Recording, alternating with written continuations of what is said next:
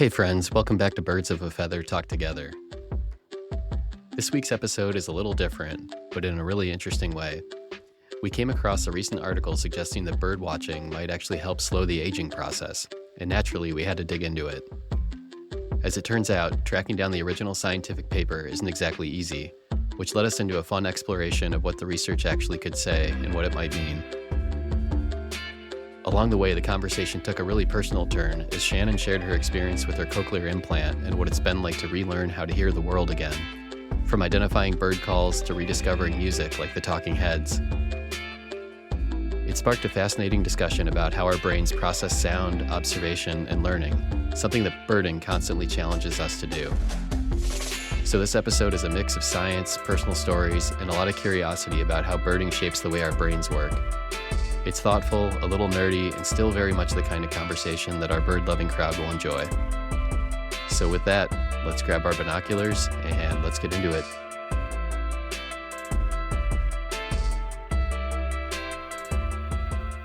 All right, welcome back, everyone. So today we're doing a little shorter episode, but we're just talking about a study that came out recently, just about how birdwatching could help slow aging, a breakthrough study found. And we've all been, I shouldn't say we've all been, John, Shannon, and Amanda have been scrambling to find the paper because they work more in that world, and I don't have access to anything like that. But it sounds like you guys are having trouble finding access to the original paper too. Yes. Yeah. And I want to point out that the original thing that caught people's attention was a BBC News summary of it. And the title of that BBC News summary was "Birdwatching Could Help Slow Aging, Breakthrough Study Finds," which is pretty cool, right? Yeah. When you go and click on the paper is entitled "Tuned Cortex, Convergent Expertise-Related Structural and Functional Remodeling Across the Adult Lifespan." Wow. The BBC title is much better. Yeah. Just like... I'm surprised the BBC actually found it. I am too. Like, good on the BBC. Yeah, seriously. But, So it's published in the Journal of Neuroscience, and it's not part of the University of Chicago systems. I can't find it anywhere else. I have used, there's something called ResearchGate where, I don't know, it's kind of like a social media site for scientists where you put your papers and people can find who you are and find your research and stuff like that. So I emailed the authors, and I should have said I was Canadian because it's a Canadian study, right? science. Yeah, it is. So Oh. anyway, I couldn't find it either. So we can talk about it, but none of us have actually read the primary literature, which is what has to happen too. So we can talk about this all we want from this little BBC summary, which is really interesting and cool. The summary is really great. And we have But access to an we need abstract to to the paper. Yeah, but we need to see the actual. This is for all of, especially for I'm buying kids it. who are listening. This is not how you do thorough scientific evaluations of things through this. You have to look at the methodology. There's a lot of things you have to do. I'm so embarrassed. I feel like the odd person out between the four of us because I am not used to reading research papers, and I just skim headlines. This is what you guys do all day? Yeah. Wow. You guys are. But I just want to point out that I think in this case we can feel good about the fact that what they found was, looking at a bunch of expert birders of different ages, they performed better in a lot of aspects that the authors are attributing to the fact that they keep their minds tuned basically by going bird watching. Yes. And so Yes. it's the implications are tremendous if you're somebody like me who spends way too much time thinking about birds. Yeah, I put a I was- Facebook post out that says that John and his brother should be infants then. Because if it's aging them in reverse, they're like babies. Yeah. Well, what I didn't get, so I read the article that came out, and it talked about, they compared the brain structures of 29 expert birders with 29 beginner birders. I kind of consider myself a beginner, so am I not getting the benefits of it yet? Why wasn't it 29 non-birders? I'm Good like, when do point. you get to be expert level? That's true. Yeah. Yeah.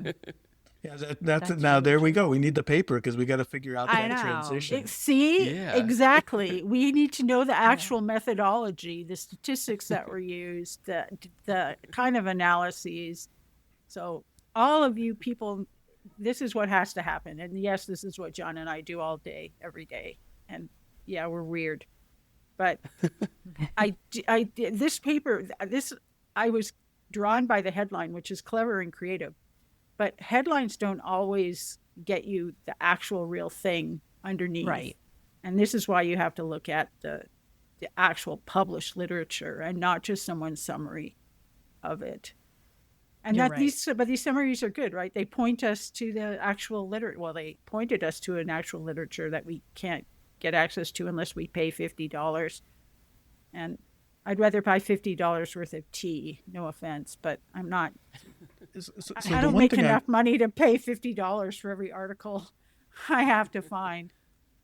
I guess the implication of I don't know. I'm just looking at some of the things I pulled out from the abstract, and which is a summary of the paper. And they say one of the final things they say is, here we provide a multimodal view of cortical reorganization in a domain for which high-level perception, attention, and memory are shaped through extensive practice, bird identification expertise. And I'm just thinking, well, what if those people happen to know a lot about music? Right. I So think there's it's different parts of the brain, right? I guess. So and they're studying bird watching people. So maybe That's music people true. do the same thing. We just don't know. This paper didn't address that. But what it does Yeah. show is that whatever it is that you do that keeps your brain learning new things, actively learning new things, it's almost like fuel for your brain to keep using pieces of it.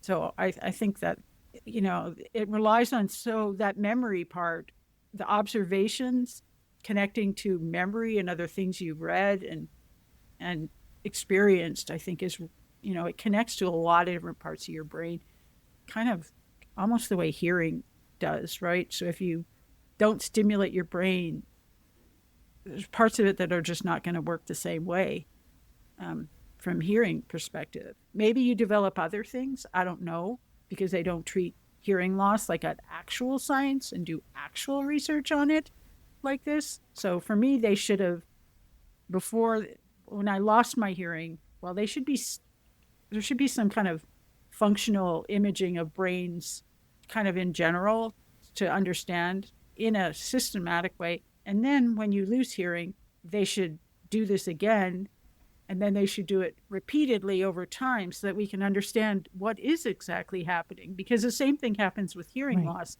where hearing aids are shown to have an important ameliorating effect on dementia, which is a really serious cause for concern of people who have hearing loss. But how does that happen? We don't know. So we need to know. But you can't know if you don't get data. So I want to know, when they stick this thing, this is one of my processors, I want to know what's happening to my brain before I put this thing on, and I want to know what's happening when I put it on, and I want to know what's happening in a year from now, and I want to know how my brain works differently than it did before hearing, or than it did with other people who do not have hearing loss. But so good for them for doing a study like this, right? We'll have a bit of data for once. Great. I guess, but I also can imagine that some people would say that bird expertise is associated with dementia. In other words, Tell us more, John. I've been accused of That if you thinking a spend little. that much time doing it, you're demented. Is that the thing? Exactly. No, I'm just saying, it's we criticize people for playing too many computer games and things. I mean, it's Well, and it's really interesting to me too, to couple that with what being outside when you're doing that means. like the importance of so many senses that are involved. Not just sight, but there's sound and there's smells and there's just breathing of different kinds of air, of feeling your feet on the ground, and even walking through an outdoor place gives you different sensations having to do with balance. And sometimes you have to re-find your keys that you dropped in the grass someplace. Yeah, and that's why Apple's AirTags are so important, John. Yep. Right? Yes, John. I guess maybe I should. Maybe I'm just lady's thinking. house. And And then you have to go knock on her door, and she thinks you're crazy. I might have She's gonna affected call the their police. study, I guess. Had I been a part of that. I do want to say, just Maybe, from like but- a personal perspective, like after reading this, like, so Amanda and I went birding yesterday, and like we're starting to see red-winged blackbirds again, and it's been however long, 6 months since we've seen a red-winged blackbird, and it did feel like a different part of my brain was being like turned back on. Like we look at a tree full of them, and there was a grackle sitting up there with them, and we were like, that has a longer tail, I don't think that's a red-winged blackbird. And then we're hearing them call, and it's just like kind of this rush of information felt like it was kind of flooding back into my brain, for lack of a better way to explain it. But it's like I haven't had these thoughts or had these sensations or tried to put these like puzzle pieces together in a long time. And it's interesting when it comes back in and it's like, oh yeah, this looks like that. This sounds like that. So like I can, personally reading this can definitely attest to it. There are data Yeah. on doing puzzles helping your brain, right? So this is a brain aging thing to do word puzzles and things like that. So does that touch the same parts of the brain? I don't know. Right. Right. Yeah. It could, right? So anything that causes you to integrate across years, across geography, across whatever I was gonna say, is probably you guys- going to be really good for aging, repelling the aging of your brain a little bit. I mean, you guys just got back from Colorado, and now when you go to Colorado, you're looking at a completely different set of birds for the most part. Right. Right. And, Right. And so, Yeah. yeah. And remembering what they sound like and what they look like and, where to look for things. It totally is like I don't know. You can forget about it for a year and then come back to it. And it is like waking up a part of your brain, it feels like. Yeah. And I also felt yesterday when we were trying to identify things, like I was thinking, oh, we're so much better than we were last year. Like, Right. Yeah. that's a wonderful feeling. We were asking a lot smarter questions of each other. I still thought maybe we saw a Brewer's blackbird. Oh my gosh. Give it up, RJ. That's like a joke between us. Like he thinks tell him how many you've seen. 0. But he thinks every blackbird he sees is that bird. One of It's these like days.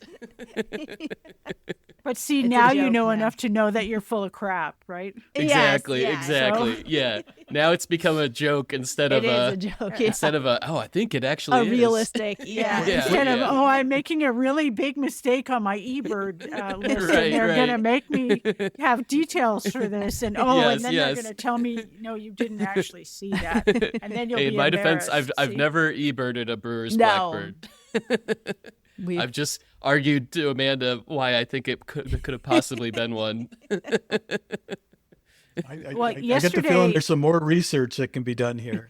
Yeah, exactly. Yeah. Exactly. I mean, yesterday is the first day I heard a red-winged blackbird with my new ear, and I could tell where it was. That's so Right. exciting. Oh, So, that's awesome. I Shannon.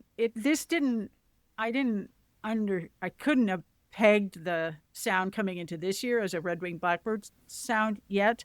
But I just started playing. Well, I've been playing music. Music sounds like crap through this thing, but that's a knowable and known thing. And you have to retrain your brain how to hear music, and that's harder than speech. But I just started playing bird sounds to it too, and that is going worse than music.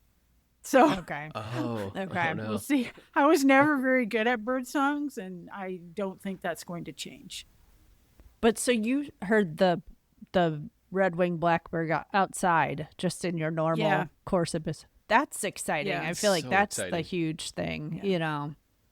Yeah, I turned the Yeah. right way. And last week I gave a tour to a really good friend's teachers. It was a teacher, one of the Teacher Institute days, and they came to the museum. And I couldn't figure out why he was doing this, but he kind of stood beside me on my right side, and everybody else was on the other side, because I try to arrange myself so that people are on the ear that I can hear better with. And but he stood beside me and on the other side, and I didn't realize what he was doing, but he was shuffling his feet. And what he said is that for the first time since you lost hearing, you turned towards my feet. Oh. Like I was making noises and you turned because you could clearly hear the noise on that side of your head. And I didn't even notice I was doing that. And I didn't know why he was kind of I didn't know why he was on that side of me. But anyways, That's great. So Wow. maybe I will be able to find John in the house someday. No more sneaking up on her, John. Shannon, when's your David Byrne concert? May 2nd. May? Oh, cool. Well, I don't know if it's the 2nd, but somewhere at the beginning of May. How does it, like, are you listening to Talking Heads songs to retrain your hearing? Like, is it specific to, oh, that's cool. That's really cool. It's got to be fun to go back through like a catalog like that. And It is, but then it isn't. Because of the way the role that music has played in my life. And that was broken when I lost my hearing in that ear, because music didn't sound the same way. And so for me, the music is associated with people and places and activities. And when it doesn't sound right, it kind of breaks all of those threads in a way that I did not want to listen to any music that I knew before getting this thing. But now I want to see if I can train it, and that music, it becomes science to me now. Now I want to see if I can get better at it. So it's not just a painful thing. And a lot of people play songs they're familiar with, because then you can recreate the sounds better, and it makes the implant hear things better. So looking at the lyrics, for example, really starts to make the music sound like what your brain remembers it to be like, which is why I want to know what parts of my brain are being touched when these things are happening. So when I hear John's voice or someone's voice, your guys' voices sound pretty normal to me in this bad ear, but a stranger's voice doesn't. And so what is happening inside of my brain, and what is connecting differently from what is connecting when I hear a stranger's voice? Like my mom's voice in my implant sounds like my mom. So because I can take calls just with the implant, which means my good ear is not paying any attention, doesn't know what's happening. So my mom sounds like my mom. John sounds like John. But the spam caller person, they sound like Mickey Mouse or Minnie Mouse or wow. some Darth Vader or some version in between those things. But people's voices. So if I listen to music, I can't often tell what song it is at first. But if I put the lyrics on, so I'm testing myself, right? I'll put the playlist on shuffle and try to see if I can figure out what it is. Some songs are easier than others, probably because of rhythmic aspects of it that are very particular and known, just like something you would easily get about music, so that works. But sometimes I can't get it, and then I'll look at the lyrics and I'm like, oh, that's that song? You got to be kidding me. But if I look at the lyrics, I can start to put the song together with things I remember. So this is one of the training things that they want you to do. And then there's, certain kinds of music are easier for people to kind of start to normalize. But I'm not interested in going to listen to classical music and stuff. No offense, but I don't. I want to train my brain on songs that matter to me. So once you've kind of retrained and like listened to it, do you recognize it again after that? Yeah. So if you That's right. So you could kind of go song by song, and once you've kind of relearned it and it comes much back. It comes back much faster, and so do the lyrics. Wow. So it's the first time I hear it, I can't understand any lyrics. And if the beat or some aspect of the sound is not extremely distinctive, I'm not sure what the song is. And then I look, I'm like, wow, really? Is that song?